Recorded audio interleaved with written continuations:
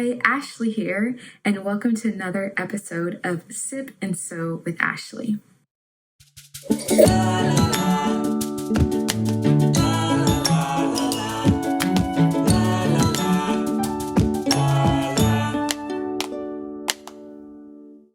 I really want to share with you a testimony of God's kindness and faithfulness in times of concern and worry and just anxiety, but how he's so faithful and kind and how he comes through in the most unexpected ways. Before we get started, I would really like to share with you a couple of aprons that I've made. Everything that I have sewn has been with materials that are recycled and reused. One of the aprons I made is this one, and it's super cute. It has a button on the side so that these straps can button down.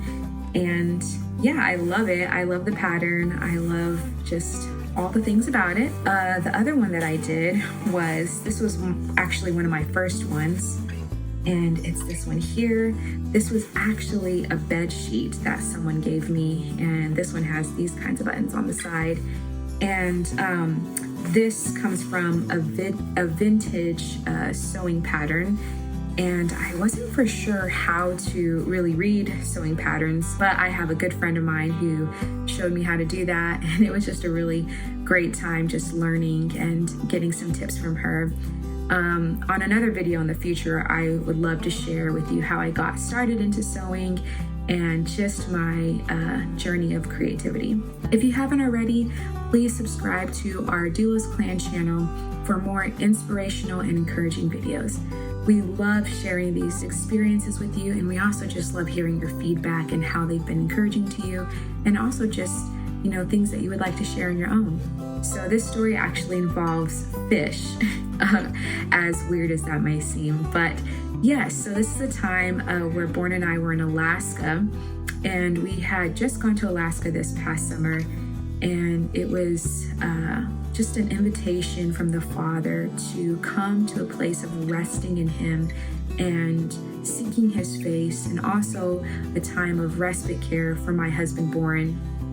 And so, yeah, it was just really good to focus on those things and how to hear the voice of the Father and lean into the Holy Spirit for His leadership and trust Him. Before we actually went to Alaska, we got connected with some friends, and they were missionaries in their early years and then landed in a town in Alaska and became pastors there. And so we got to just touch base with them. They invited us into their home. Such a sweet, sweet home and lovely place. Really, really cool experience. I got to eat rhubarb jam from their garden, just homemade desserts made out of rhubarb, and eat strawberries from their garden. So it was a really sweet, just really cute experience. But anyways, yeah, the pastor had invited Borin to come preach at their church. And he basically just taught on the importance of the Holy Spirit and how just the role of the Holy Spirit. While we were there, we ended up meeting one of the worship leaders on the worship team. And turns out that he actually knew people that we knew in Kansas City. And so that was quite interesting, and not a coincidence, but a complete divine meetup. And he comes to Borin and he was like, I really would love to take you fishing. Please come back and let's schedule a time where we can do that. And so Borin was super excited, and he had been wanting to go fishing but didn't have the connections for that, or things weren't following through. Anyways, after setting a date and coming back, this gentleman took us on his river boat and brought us up the Kenai Peninsula River, or Kenai River, and we got to go fishing there. Well, I actually didn't do the fishing, but Borin did. It looked like a pretty intense experience, but like fun, but just, yeah, I wasn't for sure about it. But anyways, it was really fun watching Borin do that and just enjoy his time. So it was Borin, and it was the guy who took us and his cousin.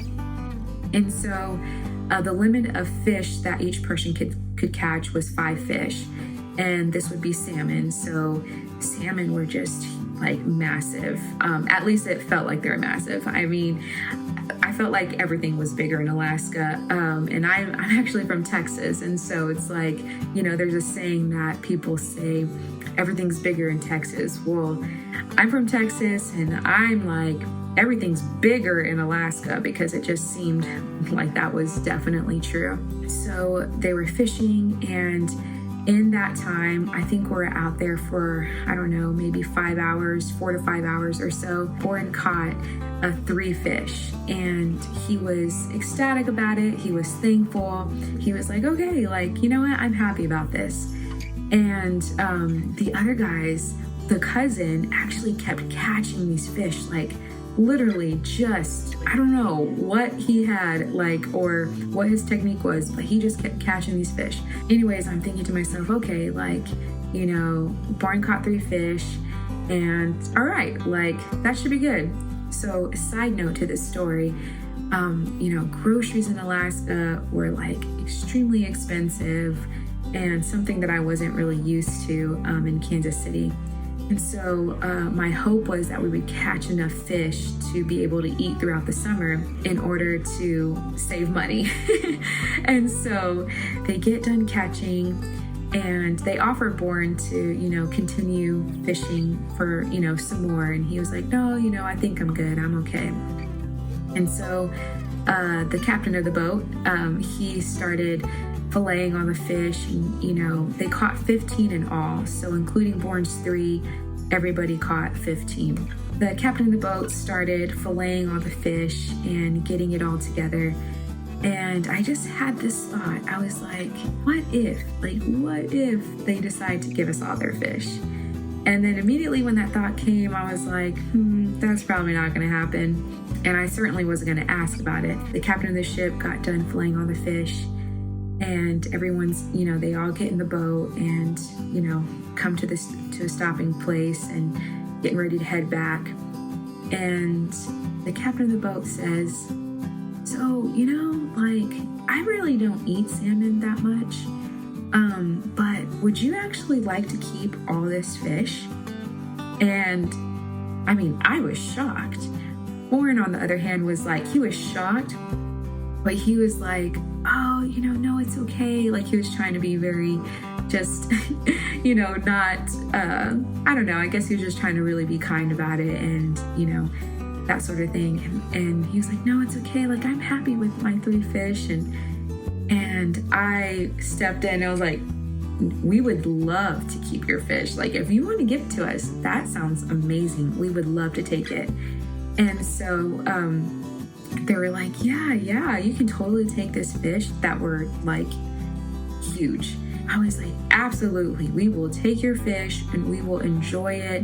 And they were just like, yes, please take our fish, but promise us that it wouldn't go to waste. And I was like, absolutely. So they bagged up all this fish, and essentially, we got our cooler and put ice in it and all the things, and we're just super grateful for this fish. And so I was just blown away, because I was concerned about just our expenses in Alaska, and just, all that sort of thing, of just worrying about these little things. And all the while, God had already orchestrated this storyline for us to meet these people and for them to take us fishing.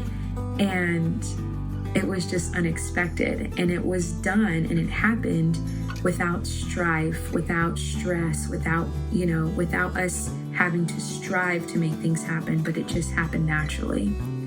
And it just reminded me of, like, God, you're so good, you're so faithful. Like, why was I worried about things?